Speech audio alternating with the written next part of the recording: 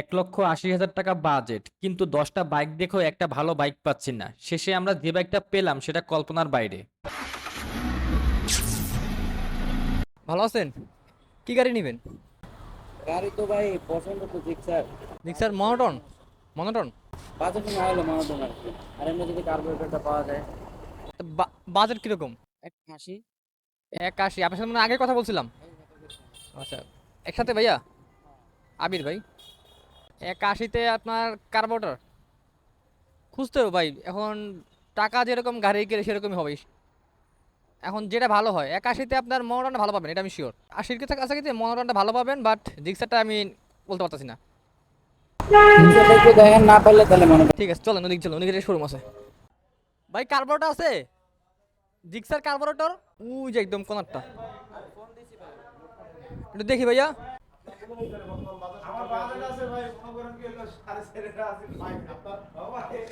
এটার গ্রাফিক্স করছে রে ভাই, আমি যে দূর থেকেই বুঝতেছি। এই যে গ্রাফিক্সটা দেখছেন, এই আলগা লাগাইছে। চাবি, সাউন্ড ফ্রি আছে, কার্বোরেটর হিসাবে অনেক ভালো অবস্থায় আছে। চলবো না ভাইয়া, চলেন অন্য গাড়ি দেখবো। মনোটন দেখি আছে কিনা, দাঁড়ান একবারে দেখা যায়। কিন্তু ভাই আপনার যে গাড়ি চুজ করে আসছেন, গাড়িতে জং থাকে, এই গাড়িতে জং থাকে। দেখি আমরা খুঁজে পাই কিনা ভালো। আগে টাঙ্কি দেখে লি ভাই, টাঙ্কি তো খারাপ থাকে। বসা গাড়ি জং আছে না? না থাক থাক থাক, দেখাই। এটা কেমন পছন্দ হয়? হলুদ কালার, হলুদ কেমন পছন্দ? এই কালোর ভিতরে? আচ্ছা আচ্ছা, কাকা কার্বোরেটর আছে? জিক্সার কার্বোরেটর, এটা কত মডেল? 23-এর মডেল। টাঙ্কি থেকে মনে হয় জং আসেনি, এই টাঙ্কির কারণে মডার্ন কিনতে ভয় লাগে। কোটিং করানো। 90 করলে কি কার্বোরেটর? দেখি ভাই, আমি তো চাই আপনার 80-র মধ্যে। দোকানে দেখি কোনটা আছে। এটা একদম অন টেস্ট, এই গাড়িটা অন টেস্ট, একদম 24-এর মডেল। এই যে র্যানকন আছে এটাতে, বুঝছেন? র্যানকন স্টিকারটা উঠে গেছে, র্যানকন স্টিকারটা আছে বাট উঠে গেছে, আমি বুঝতেছি যে কোটা বিষয় না। আপনার 1,65,000 টাকা ফাইনাল। চলেন দেখি আমার নাকি, দেখি ভাইয়া ফিক্স প্রাইস। আচ্ছা ঠিক আছে, চলেন 1,65,000 টাকা ওয়ান টেস্ট ফিক্সড। ভাই এগুলো কারসাজি আছে ভাই, আপনার বুঝে নিতে হবে। এখান থেকে সব গাড়ি নতুন, এখানে কোনো গাড়ি পুরান নাই। আচ্ছা, আমাদের বাজার তো মনে নাই। 2,02,000। 2,02,000 আর 78 অন টেস্ট। হ্যাঁ, দেখবেন বাজার শর্ট। এটার একটা প্রাইস বলেন, মানে বেচা বিক্রি প্রাইস বলেন, যেহেতু ভাই একটু মনে করেন সংকটে আছে, মানে দামাদামি না করে মানে বলে দেন। ভাই এটা কি ফাইনাল বলছে নাকি কিছু হাতে আছে বলে দেন, কারণ কাস্টমার ঘুরা কিন্তু আবার নাও আসতে পারি এমন আছে, যদি দামের দামের হিসাব কইরা। আমাদের বাজারে 1,40,000-এর মধ্যে গাড়ি তো 19-এর মডেল, আপনার রেজিস্ট্রেশন 22-এ করছেন নাকি?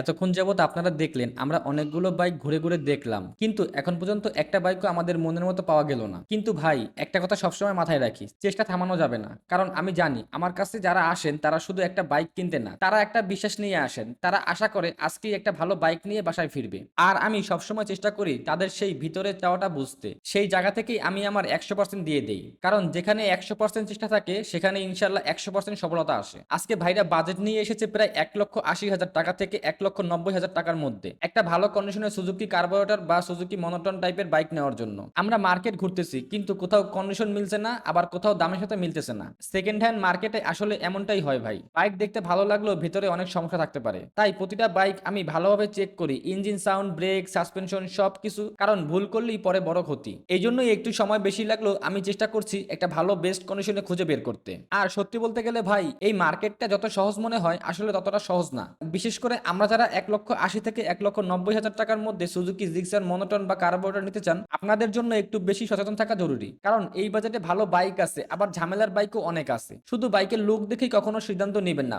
বাইরে চকচকে কিন্তু ভেতরে ইঞ্জিনের সমস্যা আছে, এমন বাইক মার্কেটে অনেক আছে। সবচেয়ে আগে কি দেখবেন? Engine sound. স্টার্ট দেওয়ার পর যদি স্মুথ না হয়, টক টক নকিং টাইপ শব্দ আসে, তাহলে ভাই সরাসরি ওই বাইকটা বাদ দেন। আরেকটা গুরুত্বপূর্ণ জিনিস, সাইলেন্সার থেকে যদি কালো ধোঁয়া বের হয় বুঝবেন ইঞ্জিনের সমস্যা আছে। এরপর আসেন বডি আর ফ্রেমে। কোথাও ওয়েল্ডিং, বাঁকা, অ্যাক্সিডেন্ট চিহ্ন থাকলে সাবধান, কারণ ফ্রেম ড্যামেজ মানে লাইফ টাইম সমস্যা। অনেকেই শুধু মাইলেজ দেখে বাইক নেয়, এটা বড় ভুল। মিটার কম থাকলে ভালো বাইক না, ভালো মেনটেন করা বাইকই আসল ভালো বাইক। টেস্ট রাইড ছাড়া কখনো বাইক কিনবেন না, চালিয়ে দেখেন গিয়ার স্মুথ কিনা, ব্রেক ঠিক আছে কিনা, ভাইব্রেশন হচ্ছে কিনা, সাসপেনশন চেক করবেন, ব্রেক চাপলে সামনে পেছনে স্মুথলি বসে আবার উঠে আসতে পারে কিনা, কোনো শব্দ থাকলে বুঝবেন কাজ আছে। চেন স্পকেট, টায়ার এগুলো ভালো করে দেখেন, এগুলো দেখে বোঝা যায় আগের মালিক কেমন যত্ন নিত। আর সবচেয়ে গুরুত্বপূর্ণ documents, engine number, chassis number মিল আছে কিনা, ট্যাক্স টোকেন আপডেট কিনা, এইগুলো না দেখে কখনো টাকা দিবেন না। এখন একটা বাস্তব অভিজ্ঞতার কথা বলি ভাই, এই মার্কেটে আসলে 10টা বাইকের মধ্যে 6 থেকে 7টা বাইকই কোনো না কোনো সমস্যাযুক্ত থাকে। কোথাও দাম বেশি, কোথাও কন্ডিশন খারাপ, আবার অনেক সময় বাইক বাইরে সুন্দর করে রং করে রাখে ভিতরে সমস্যা লুকানোর জন্য। এই জন্য আমি সবসময় সময় নেই, কারণ তাড়াহুড়া করে বাইক কিনলে পরে আফসোস করা ছাড়া কিছুই থাকবে না। আমার কাছে যারা আসে আমি চাই না তারা পরে এসে বলুক ভাই ভুল বাইক কিনে ফেলছি। তাই একটু দেরি হলেও আমি চেষ্টা করি একটা বেস্ট কন্ডিশনের জিক্সার মনোটন বের করার। ফাইনালি এতক্ষণ বৈশা একটা গাড়ি বের করলাম টেস্ট ড্রাইভ দেওয়ার জন্য। এটা হলো ম্যাট কালার 24-এর জিক্সার। সো এটা টেস্ট ড্রাইভ দিব। হ্যাঁ হ্যাঁ আমি দেখছি, এটা দেখছি, আমি গাড়ি চেক করছি কাগজ 24-এর। বিসমিল্লাহির রহমানির রহিম। পিছের ব্রেকটা অনেক হার্ড রে পিকআপ।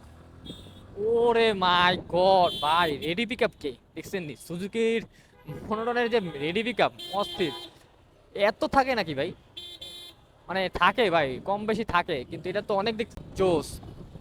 গাড়ি স্টেট, পিছনের চাকায় হাওয়া বেশি বুঝছেন, আর সামনের ব্রেক ক্যালিভারটা আপনার একটু প্রবলেম আছে, মানে লুজ। আর এই গাড়িটা আপনার দেখাইতেছে আপনার 7312 কিলোমিটার, বাট এটা মিটার টেম্পারিং আছে, এটা শিওর থাকেন। এটা কমসে কম 12 থেকে 15,000 কিলোমিটার চলছে। এই গাড়ির বল্টেসর থেকে সাসপেনশন সবকিছু ঠিক আছে, দেখবেন চেক করে দেখেন, এই দেখেন। ওরে ভাই, এই গাড়ি চালান তো মুশকিল রে ভাই, পিছনের চাকা ভালো স্লিপ করতেছে। এই গাড়িটা হলো আপনার 24 সালের মডেল, মানে ম্যানুফ্যাকচার 24-এ। কাগজপত্র আমি চেক করছি, গাড়িটা হলো অন টেস্ট। তবে গাড়ি আরো কটা দেখছিলাম, সেগুলো তুলনা করতে গেলে দাম একটু বেশি, বাট এটার দাম একটু কম সেই তুলনায়।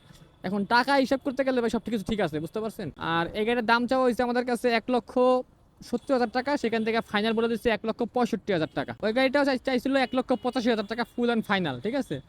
তো আমি চিন্তা করলাম যে যদি আমি 85,000 টাকা নেই, তাহলে এটাও আমি 85,000 টাকাই পড়বেন অন টেস্ট, আমি প্রথম মালিক হব।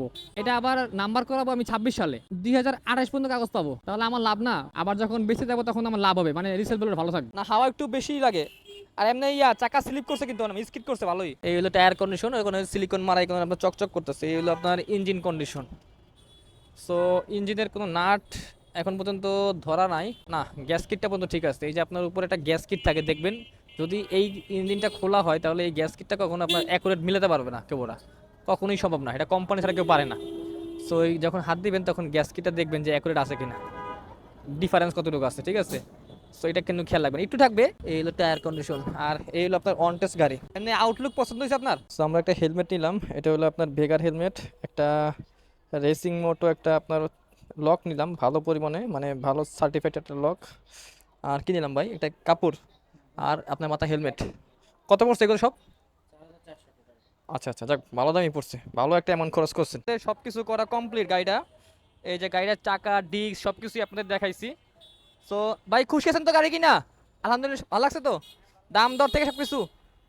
যাক ভাই আলহামদুলিল্লাহ, খুশি থাকতে খুশি। আর আমার টাঙ্কি তো দেখে নিছি, একদম লিড অ্যান্ড ক্লিন। আচ্ছা ঠিক আছে, হ্যাঁ ভাই ভালো থাকেন। আলহামদুলিল্লাহ, আজকের গাড়িটা কেমন প্রাইসে কিনলাম আর কতটুকু ফ্রেশ কন্ডিশন পাইছি আশা করি আপনারা দেখছেন। তো ভালো লাগছে ভিডিওটা হয়তো। যদি ভিডিওটা ভালো লেগে থাকে অবশ্যই আমার ইউটিউব চ্যানেল সাবস্ক্রাইব করবেন, এবং ফেসবুক থেকে দেখে থাকলে অবশ্যই আমার ফেসবুক পেজটা ফলো দিবেন। আর যদি ভাই বেশি ভালো লাগে ভিডিওটা, তাহলে অবশ্যই আমার ফেসবুক পেজের ভিডিওটা শেয়ার দিয়ে দিবেন, কারণ আপনার আরও ভাই ব্রাদার বন্ধু বান্ধব যদি ভিডিওটা দেখে হয়তো তাদের কোনো উপকারে আসবে। তো আজকের মতো এখানেই বিদায় নিচ্ছি, দেখা হবে পরবর্তী কোনো ভিডিওতে। সেই পর্যন্ত ভালো থাকবেন, সুস্থ থাকবেন, আমার জন্য দোয়া করবেন। আল্লাহ হাফেজ, আসসালামু আলাইকুম।